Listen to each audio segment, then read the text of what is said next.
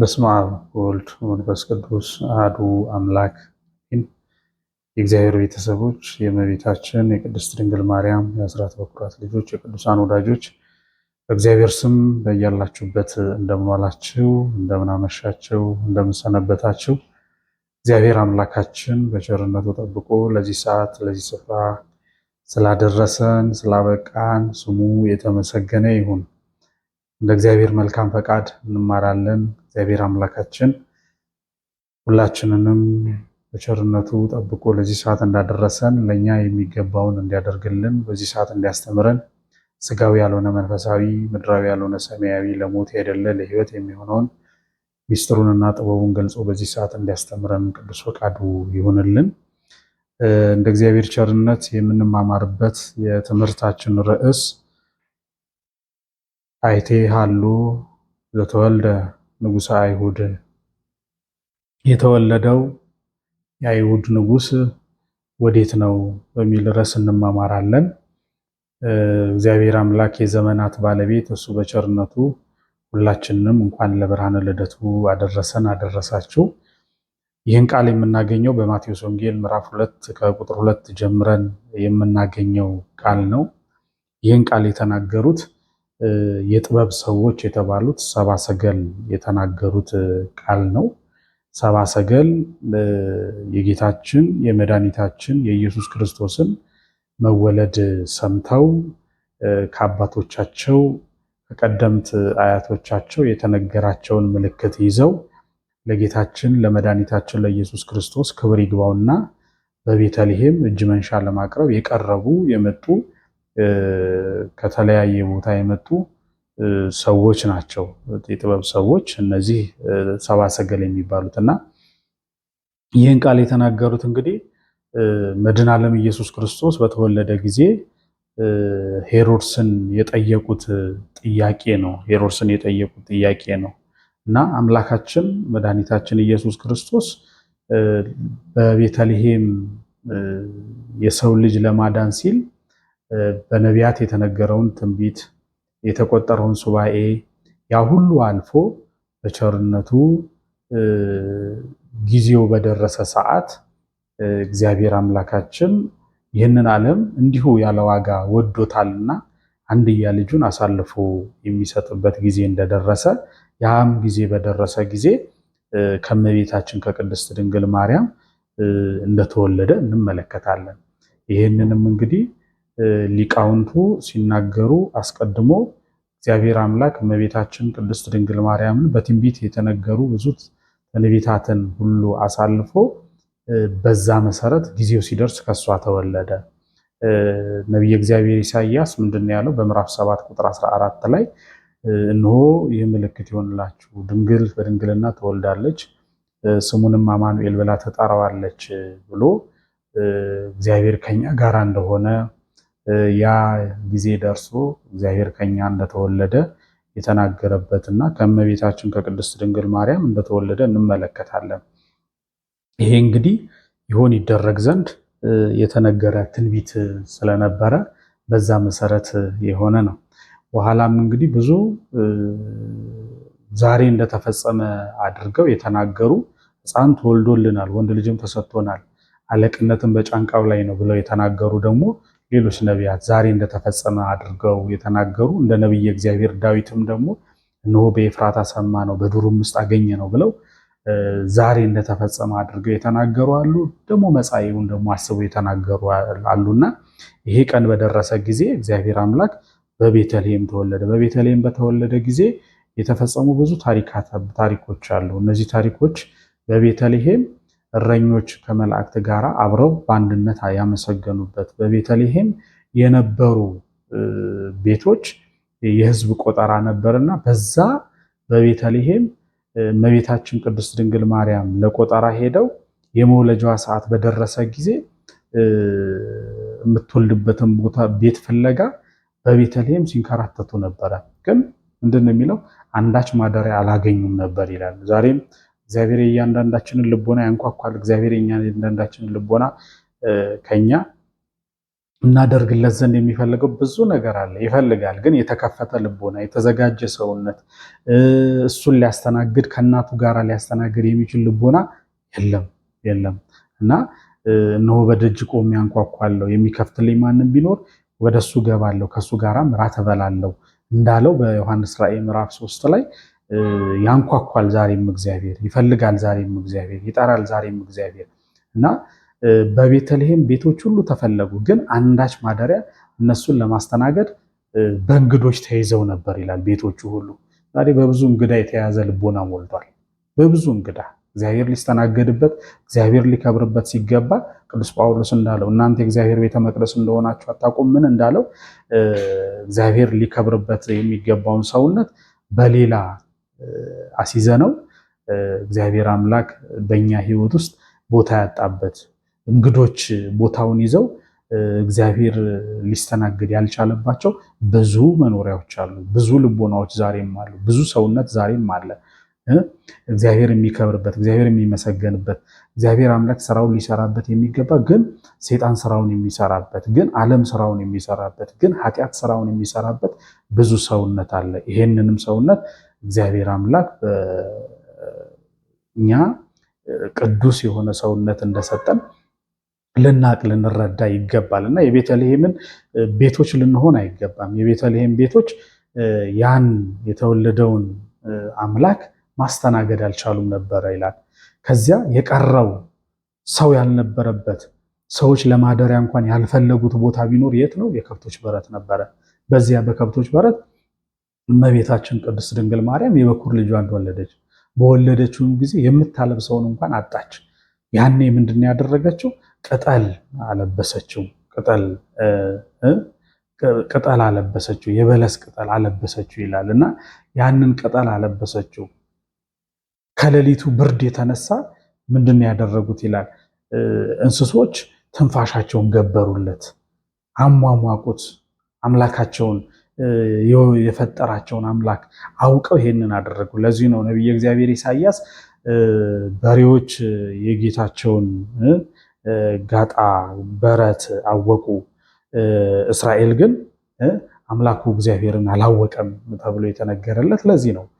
በሬዎች እንኳን አምላካቸው ማን እንደሆነ፣ እንስሳት እንኳን አምላካቸው ማን እንደሆነ አውቀው እጅ መንሻን ያላቸውን ትንፋሻቸውን ገበሩለት። እስራኤል ግን አምላኩን አላወቀም። እና ይሄ ሆነ። በዚያ የብርሃን ጎርፍ በዛ ወረደ። እረኞች ደነገጡ፣ አይተውት የማያውቁት። አያችሁ የእግዚአብሔር ምርጫ፣ የዓለምን ከንቱ ጥበብ፣ የዓለሙን ከንቱ ነገር ሊያሳፍር እግዚአብሔር የዓለምን ምናምንቴ ነገር መረጠ ይላል። አዋቂዎች ነን አለን፣ የተደላደለ ያማረ ቦታ አለን ብለው የሚያስቡትን እነሱን ሊያሳፍር በረትን መረጠ።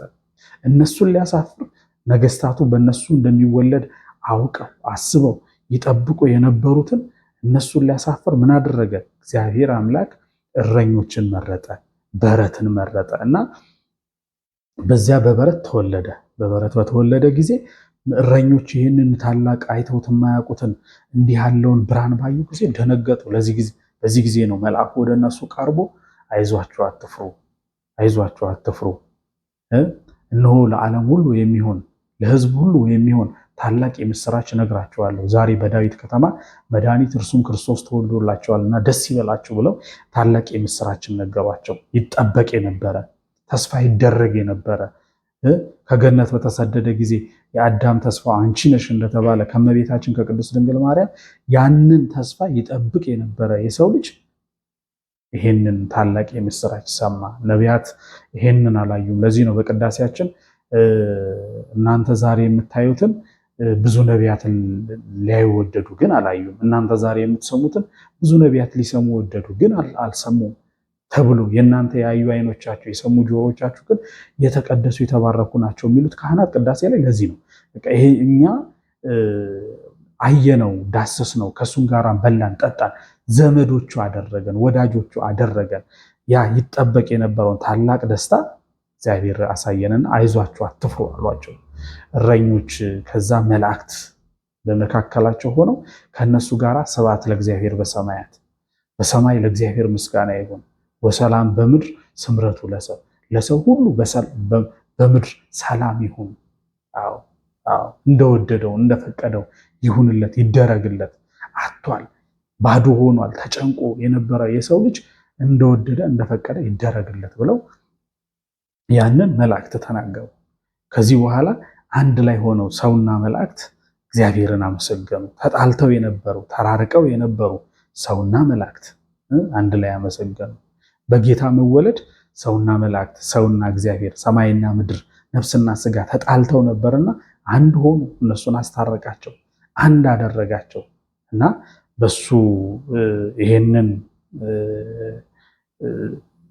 በዛ እነሱ ያለፉበትን ያንን ድንጋጤ ያንን ጊዜ እንዲህ ባለ ደስታ ድንጋጤያቸውን ፍርሃታቸውን አስወገደላቸው። እስራኤል የጥጃ ምስል ሰርተው ያመልኩ ነበረ። አምላካችሁ ጥጆች፣ አምላካችሁ ከብቶች፣ አምላካችሁ እንስሶች አይደሉም እኔ ነኝ አምላካችሁ ሲል በከብቶች በረት ተወልዶ እሱ ለኛ ሲል በከብቶች በረት እንደተወለደ እንመለከታለን። እንግዲህ ሌላው ይሄ ከሆነ በኋላ ነው እንግዲህ የጌታን መወለድ ከሩቅ ምስራቅ ሆነው ከተለያየ ቦታ ሆነው ሰብአ ሰገል ሰሙ፣ የጥበብ ሰዎች። እናም በኮከብ ተመርተው ምን አደረጉ ይላል? ወደ ቤተልሔም መጡ። ቤተልሔም በደረሱ ጊዜ ልክ ሰው ወደ አንድ ከተማ ወደ አንድ ሀገር ሲገባ የሀገሩን ገዢ የሀገሩን መሪ እንደሚያናገር ሁሉ ወደ ንጉሱ ገቡ ይላል። ሰብአ ሰገል ወደ ንጉሱ ገብተው ጥያቄን ጠየቁ።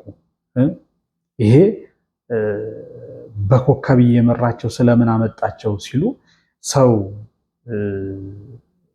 በኮከብ የሰውን ዕጣ ፈንታ፣ የሰውን እድል፣ የሰውን ጉዳይ፣ የሰውን ሕይወት ይወስኑ ይናገሩ የነበሩ የተነብዩ የነበሩ ሰዎች ነበሩና እነሱን ለጥንቆላ ይጠቀሙበት የነበሩትን ሊያሳፍራቸው እሱ ወደ ጌታቸው ወደ አምላካቸው ሊመራቸው አይ እኛ አይደለንም አምላክ፣ አይ እኛ አይደለንም መሪ ብለው ወደ ጌታቸው መርተው እንዳደረሷቸው እንመለከታለን። እንግዲህ ኮከቦችን በስምም በቁጥርም ይጠሯቸው ይናገሯቸው ብዙ ነገር ያደርጉላቸው የነበሩ በዘመኑ አጠራር አስትሮኖመርስ የሚባሉ ስለ ኮከብ ቆጠራ ያደርጉ የነበሩ ሰዎች ይሄንን ተመለከቱ እና ሰብአ ሰገል በኮከብ እየተመሩ መጡ። ታስታውሳላችሁ፣ ዮሴፍ ከዋክብት ይሰግዱለት ነበረ፣ ፀሐይ፣ ጨረቃ ለሱ ይሰግዱለት ነበረ። ይህንን ህልም እያየ ይናገር ነበረ። እናቱ ስለምትሰማው ነገር ይጨንቃት ነበረ። ልጅ ለወንድሞች አትናገር እያለች ሊሆን ያለው ነገር ፈርታ ትናገር ነበረ ይላል እና እመቤታችን ቅድስት ድንግል ማርያም ከዋክብት ጨረቃ የሚሰግዱለት የፀሐዮች ሁሉ ፀሐይ የሆነውን አምላካችን መድኃኒታችን ኢየሱስ ክርስቶስ በማህፀኗ ባደረ ከሷን በተወለደ ጊዜ የምታየውን ሁሉ በልቦናዋ ታኖረው ነበር ይላል። በልቦናዋ ታኖረው ነበረ። ከተጸነሰበት ጊዜ ጀምሮ በማህፀኗ ካደረበት ቀን ጀምሮ እስከተወለደበት ከዚያም በኋላ ያለውን ነገር ሁሉ በምታየው ነገር በልቦናዋ ታኖረው ነበር ይላል እና ሰብአ ሰገል በኮከቡ እየተመሩ ወደ ንጉሱ መጡ። ወደ ንጉሱ መጥተው ጥያቄን ጠየቁ። በርዕሳችን ላይ እናነሳ ነው የተወለደው የአይሁድ ንጉስ ወዴት ነው ብለው ጠየቁ ይላል። የተወለደው የአይሁድ ንጉስ ወዴት ነው ብለው ጠየቁ ይላል። ሄሮድስ ደነገጠ። ይሄ ቃል ተስፋ ያደርጉ የነበሩ ትንቢት ተናግረው ሱባኤ ቆጥረው ይልቁንም ደግሞ ይህንን የነቢያትን ትንቢት ሰምተው ተስፋ ያደርጉ ለነበሩ ይጠብቁ ለነበሩ የዓለምን መዳን የሰውን ልጅ መዳን ይጠብቁ ለነበሩ ሰዎች እጅግ ደስ የሚያሰኝ እጅግ ደስታን የሚሞላ ተስፋ የተቆረጡትን ተስፋቸውን የሚቀጥልላቸው ሕይወትን በልቦናቸው ውስጥ የሚያኖርላቸው ታላቅ የደስታ ቃል ነበረ። ሄሮድስ ይህንን ቃል በሰማ ጊዜ እጅግ ደነገጠ ይላል። እጅግ ደነገጠ ይላል እና ሄሮድስ ምን አደረገ? ይህንን በሰማ ጊዜ እጅግ ደንግጦ የተወለደው የአይሁድ ንጉስ ወዴት ነው ሲባል ሹማምንቱን ጠበብቱን ጠርቶ ጠየቃቸው ይላል። በነገራችን ላይ ይመራቸው የነበረ ኮከብ ልክ ወደ ሄሮድስ በገቡ ጊዜ ከነሱ ተሰወረ ይላል። ወገኖቼ እኛ የእግዚአብሔር ልጆች፣ የእግዚአብሔር ወገኖች፣ የእግዚአብሔር ቤተሰቦች ሆነን ከኖርን በኋላ ወደ ኃጢአት ወደ በደል በምንመላለስበት ጊዜ ወዳልተፈለገ ወደማይፈለግ ቦታ በምንሄድበት ጊዜ እግዚአብሔር ጸጋ ስጦታው ያ ሁሉ ነገር ይኖረን የነበረ በረከቱ ሁሉ ከኛ ይርቃል።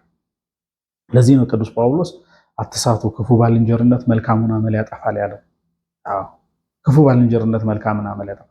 ሰው ውሎውን ሊመርጥ ይገባል። ሰው ከማን ጋር እንደሚውል ሊመርጥ ሊያውቅ ይገባል። እና ኮከቡ ከነሱ ተሰወረ። ከዛ ሰባ ሰገል ወደሱ ገብተው ይህን ጥያቄ ጠየቁ። ኮከቡ ደግሞ ከነሱ ተሰወረባቸው። ከዛ ምንድነው ሄሮድስ ጠበብቱን ጠራና ጥያቄን ጠየቀ ይላል። እና እነሱ ከሰባ ሰገል አንድ የምንማረው ነገር ኮከቡ ከነሱ በተሰወረባቸው ጊዜ አልደነገጡም። እና ኮከቡ ሲሰወርባቸው እንግዲህ ይህን ሁሉ መንገድ አቋርጠን መተን የት ነው የምናከብረው? እንዴት ነው የምናከብረው? ሳናገኘው ልንሄድ ነው ማለት ነው ብለው ወደኋላ ለመመለስ አይደለም። ይልቁንም ከቤተ መንግስት የተሻለ ቦታ ነበር የፈለጉት። መብል መጠጥ ዳንኪራ ካለበት ቦታ ይልቅ የተሻለ ቦታ እንዳለ አሰቡ እና ስለዚህ ምንድነው ያደረጉት? እሱ በሌለበትማ ማክበር አይገባንም ማለት እሱ በሌለበት አናከብርም። ዛሬም ይህንን ልንል ይገባል። ዓመት በዓል ወይም ደግሞ በዓላት በመጡ ቁጥር በተለይ ደግሞ ኦርቶዶክሳውያን በዓላት በመጡ ቁጥር ዳንኪራን፣ መብል መጠጥን፣ ዘፈን ጭፈራን ለሚያዘጋጁ በዓል የሚከበረው እንዲህ ብቻ ለሚመስላቸው ሰዎች አይ የተሻለውን ጌታችንንማ አምላካችንንማ በረከቱንማ ቅዱሳኑንማ ሳናገኝ ይሄ በዓል መንፈሳዊ በዓል ነውና የእግዚአብሔር መንፈስማ ከኛ ጋር ሳይሆን አናከብርም ልንል ይገባል። ሰብአ ሰገል ይሄንን ያደረጉ ኮከቡ ከነሱ ሲሰወርባቸው የተሻለ ቦታ እንዳለን ያሰቡት። ከዛ ንጉስ ምንድን ነው ያለው? እሱ ጠበብቱን ጠርቶ እንግዲህ ጠይቅላቸዋለሁ ነው ያለው። እነሱ አሁንም ጥበቃ ላይ ናቸው። እነሱ አሁንም ትተው አይደለም የሄዱት። እነሱ አሁንም በቃ እንግዲህ እንመለስ አይደለም ያሉት። ዛሬም በህይወታችን ውስጥ ብዙ ጊዜ ለአገልግሎት ብዙ ጊዜ ወደ ቤተክርስቲያን ስንመጣ ብዙ ጊዜ በህይወታችን ውስጥ የምንመለከታቸው ነገሮች እንግዲህ እኔ አቅም የለኝ፣ እውቀት የለኝ፣ የሚመራኝ የለም፣ የሚያስተምረኝ የለም፣ እንትን የማያደርግልኝ የለም እያል ምክንያት እየደረደርን ከጽድቅና ከአገልግሎት ከተሻለው ነገር የምንራቆትበት የምንርቅበት ጊዜ እንዳለ እንመለከታለን። ይሄ ደግሞ ትክክል እንዳልሆነ ይነግረናል። ከሰብአ ሰገል የምንማረው ትልቁ ነገር ይሄንን ነው የምናየው። ከነሱ ህይወት አይተን የምንማራቸው ነገሮች ይሄንን እንመለከታለን እና ይሄን ከሰብአ ሰገል ህይወት ከምንማራቸው ነገሮች አንዱ ይሄ ነው። ሌላው እንግዲህ እነርሱ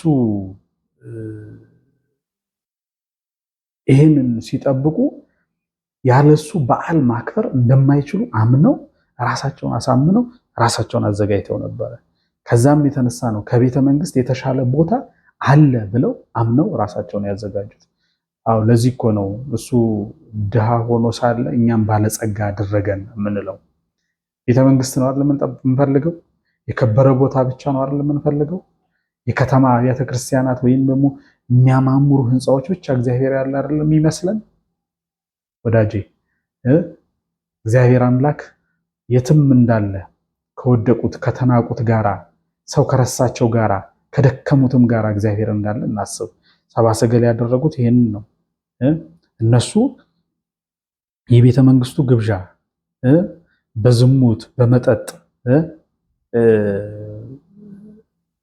ህፃኑን ከማየት ወደኋላ አልመለሳቸውም።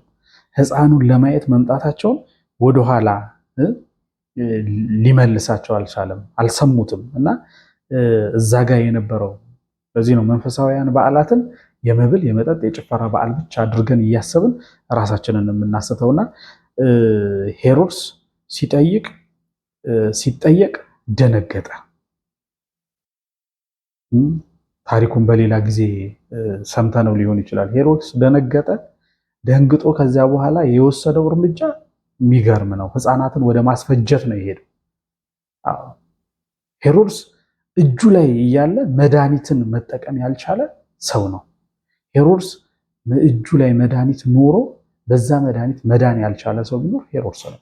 እና ሄሮድስ ጸሐፊዎቹን፣ ጠበብቱን፣ ጠቢባን ናቸው የሚብላቸውን ጠርቶ ጠየቃቸው። ከዛ እነርሱም የተነገረውን ትንቢት፣ የተቆጠረውን ሱባኤ፣ ያለውን ነገር እንዲህ ቦታ ይወለዳል የሚለውን በቤተልሔም እንደሚወለድ ትንቢት እንደተነገረ መጽሐፍት እንደዚህ እንደሚሉ ነገሩት። ያን ጊዜ ሄሮድስ ምንድን ነው ያለው? ይህንን በሰማ ጊዜ መቼ እንዴት የሚለውን በምን ጊዜ ሊሆን ይችላል የሚለውን ነገር ከጠየቃቸው በኋላ ሄሮድስ መረጃውን ነው ያለው። ዛሬም መንገዱን ያውቃሉ፣ ግን እነዚህ ሰዎች ትንቢቱን ሰምተውታል። መጽሐፍት ላይ እንዲህ ብሎ ተጽፏል፣ ግን የት እንደሆነ መቼ እንደሆነ ግን አናቀውም ብለው ነው የተመለሱለት። አናቀውም ብለው ነው የመለሱለት። ዛሬም እንዲህ አይነት ሰዎች ሞልተዋል። መንገዱን የሚያውቁ ግን በላዩ ላይ የማይሄዱ የታወሩ መሪዎች ታውረዋል፣ ግን ልምራህ የሚሉ የተራቡ መጋቢዎች በስማቸው መጋቢ ገሌ ይባላሉ፣ ግን ለራሳቸው የተራቡ በስርዓት የተራቡ በእውቀት የተራቡ በአገልግሎቱ የተራቡ የቤተክርስቲያንን ችግር ከማወቅ ከመረዳት የተራቡ ስለ ቤተክርስቲያን ስለ አገልግሎቱ ከመጨነቅ የተራቡ ይልቁንም አገልግሎቱን ማረፊያ ያደረጉ በተለይ ቤተክርስቲያን ውስጥ አሁን እንደምንመለከተው ስብከተ ወንጌል ማረፊያ ቦታ ነው፣ እረፍት የሚደረግበት። የኩላሊት በሽተኛ ከሌላ የስራ ዘርፍ ላይ እረፍት ለማድረግ ዝውውር የሚጠይቀው ወደ ስብከተ ወንጌል ነው። የልብ በሽተኛ እረፍት ለማግኘት ዝውውር የሚጠይቀው ወደ ስብከተ ወንጌል ነው። ኩላሊት የሚጠይቅ ስራ ኩላሊት በሽተኛ ይመደብበታል። ልብ የሚጠይቅ ስራ የልብ በሽተኛ ይመደብበታል። አዎ ወገቤን አመመኝ ይልና ወገብ የሚፈልግ ስራ፣ ቁመት የሚፈልግ ስራ፣ መቆም የሚፈልግ ማለት ነው የሚፈልግ ስራ መቆም የማይችል ሰው ይመደብበታል። የተራቡ መጋቢዎች፣ በሽተኛ ሐኪሞች፣ የሄሮድስ ጠቢባን እንደዚህ ናቸው። ሌላውን ወደ ጌታ መርተው ራሳቸው ይቀሩ፣ ሌላውን መንገዱን ነግረውት ግን ራሳቸው በመንገዱ ላይ ያልሄዱ። እነርሱ ባስተማሩት ትምህርት ብዙዎች ድነዋል፣ ግን እነሱ ያልዳኑ ዛሬም እኮ አሉ። እነሱ በዘመሩት መዝሙር ብዙዎች ተለውጠዋል፣ እነሱ ያልተለወጡ። እነሱ በዘመሩት ዝማሬ ብዙዎች ንስሐ ገብተዋል፣ እነሱ ግን ንስሐ አልገቡም። ብዙዎች በዘመሩት ዝማሬ ሕይወታቸው ተለውጦ የእግዚአብሔር አገልጋዮች ሆነዋል፣ እነሱ ግን እግዚአብሔርን የማያውቁ የእግዚአብሔር አገልጋዮች ሆነው እየኖሩ ነው ያሉት። እነሱ በሰበኩት ስብከት ዛሬም ድረስ ታስታውሳላችሁ፣ በሰማንያዎች ውስጥ የመናፍቃን ምላሽ ተብለው ብዙ ነገርን አዘጋጅተው የነበሩ ብዙ ትምህርቶችን አዘጋጅተው የነበሩ መምህራን ዛሬ ግን በኑፋቄው ዓለም ውስጥ ያሉ፣ ዛሬ ግን እግዚአብሔርን የረሱ፣ እነሱ ባስተማሩት ትምህርት እምነታቸውን ጠብቀው አጽንተው የኖሩ ሰዎች ብዙ ሰዎች ባሉበት እነሱ ግን ያን የመሰለ ትምህርት አስተምረው ዛሬ እነሱ የሌሉ፣ ዛሬ እነሱ ከቤተ ክርስቲያኒቱ ውጭ የሆኑ። ቅዱስ አምብሮስ ምንድን ነው የሚለው? ለኖህ መርከብ እንጨት ያቀበሉ ነገር ግን ከጥፋት ውሃ ያልዳኑ ይላቸዋል። ለኖህ መርከብ እንጨት ድንጋይ ያቀበሉ ብዙ ሰዎች ነበሩ፣ ግን ከጥፋት ውሃ አልዳኑ፣ ወደ መርከቢቱ አልገቡማ። የሄሮድስ ጠቢባን እንዲህ ነበሩ።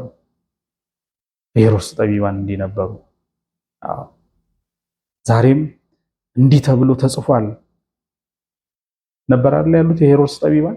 ዛሬም እንዲህ ተብሎ ተጽፏል የሚሉ ከሰባኪያን ከመምህራን እስከ ምዕመናን ድረስ ሞልተናል። ግን የሚጻፍ ሕይወት የለንም።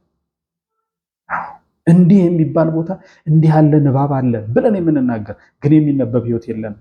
ከትንሽ እስከ ትልቅ መሪ የለ ተመሪ የለ፣ የሚነበብ ሕይወት የሌለም እና ይሄንን እንዲህ ተብሎ ተጽፏል ብለው የሚናገሩ እንደተጻፈ መኖር ግን የከበዳቸው ጥቅስ የሚጠቅሱ ግን የሚጠቀስ ሕይወት የሌላቸው ንጉሱን ስለተወለደው የአይሁድ ንጉስ ለሰዎች ነግረው በሕይወታቸው ግን የአይሁድ ንጉስ ያልተወለደ በሕይወታቸው ግን ያልተወለደላቸው ያልተወለደባቸው ዛሬም አሉ እና አይሁድ እንዲህ ያለ ሕይወት እንዲህ ያለ ጥበብ እንዲህ ያለ አኗኗር ነበራቸው። ሄሮድስ ይሄንን ካለ በኋላ ለሰብአ ሰገል ሂዱና ሰግዳችሁለት እጅ መንሻም አቀርባችሁለት ስትመለሱ ካገኛችሁት ንገሩኝ፣ እኔም ደግሞ ሰግድለታለሁ አላቸው። ልክ ከዛ ሲወጡ ከነሱ የተሰወረው ከሄሮድስ ሲወጡ ከነሱ የተሰወረው ኮከብ ለነሱ ዳግመኛ ተገለጠላቸው። እኛ ንስሐ ስንገባ፣ እኛ ስንመለስ፣ እኛ ወደ እግዚአብሔር ፊታችንን ስናዞር የእግዚአብሔር ቸርነት፣ የእግዚአብሔር ምሕረት፣ የእግዚአብሔር ይቅርታ፣ የእግዚአብሔር ጸጋ ከኛ ጋር ይሆናል እና ዛሬም ታሪኩ ከዚህ በኋላ ያለውን በብዙ ነገር የምንሰማው በብዙ ነገር የምናየው ነው። ወደ ዋናው ርዕሰ ጉዳይ ልምጣ። የተወለደው የአይሁድ ንጉሥ ወዴት ነው ብለው ነበር የጠየቁት። ወገኖቼ ዛሬም ይህንን ጥያቄ ሁላችንም ልንጠይቅ ይገባል። የተወለደው የአይሁድ ንጉሥ ወዴት ነው? በእኛ ሕይወት ውስጥ ይህ የአይሁድ ንጉሥ ተወልዶ ይሆን? የት ነው የተወለደው? እንደ ሰዎች ነግረን ተወለደ ብለን ዘምረን፣ በጎል ሰከበ ብለን ዘምረን፣ በኤፍራታ ምድር ብለን ዘምረን፣ ግን ያ የተወለደው የአይሁድ ንጉሥ በእኛ ሕይወት ተወልዶ ይሆን? በእኛ ሕይወት የት ነው ያለው ይሆን? እና በእኛ ሕይወት ተወልዶልናል ነው ወይስ ልደት በመጣ ቁጥር ነው ዝም ብለን የምናከብረው? አዎ በእኛ ሕይወት ውስጥ አይ የለም እኔ እንዲህ ነኝ፣ እኔ ሕይወቴ ኃጢአተኛ ነኝ፣ በደለኛ ነኝ፣ የቆሸሸ ሕይወት አለኝ እንዳንል ወገኖቼ፣ የቤተልሔም በረት ያናቀ የቤተልሔምን የበረቱን ክፋት ክርፋት ሽታ ያናቀ እግዚአብሔር የኛን ሕይወት አይንቅም። ግን የት ነው ያለው እንበል። ተወልዷል ወይ ብለን ራሳችንን እንጠይቅ። ሕይወታችን እንደ በረቱ ቢቆሽሽ፣ ሕይወታችን የምንሰራው ስራ የምንመላለስበት ሕይወት ወይ ደግሞ የምናደርጋቸው ነገሮች እንደ እረኝነት ስራ የተናቀ እንኳን ቢሆን እግዚአብሔር አይንቀንም። እግዚአብሔር ይፈልገናል። እግዚአብሔር ይወደናል። እግዚአብሔር የኛን ሕይወት ይፈልገዋል። እኛ ብቻ እንግዶች በእንግዶች ተይዟል ብለን የምናሳልፈው። እስቲ ዝም ብላችሁ አስቡ።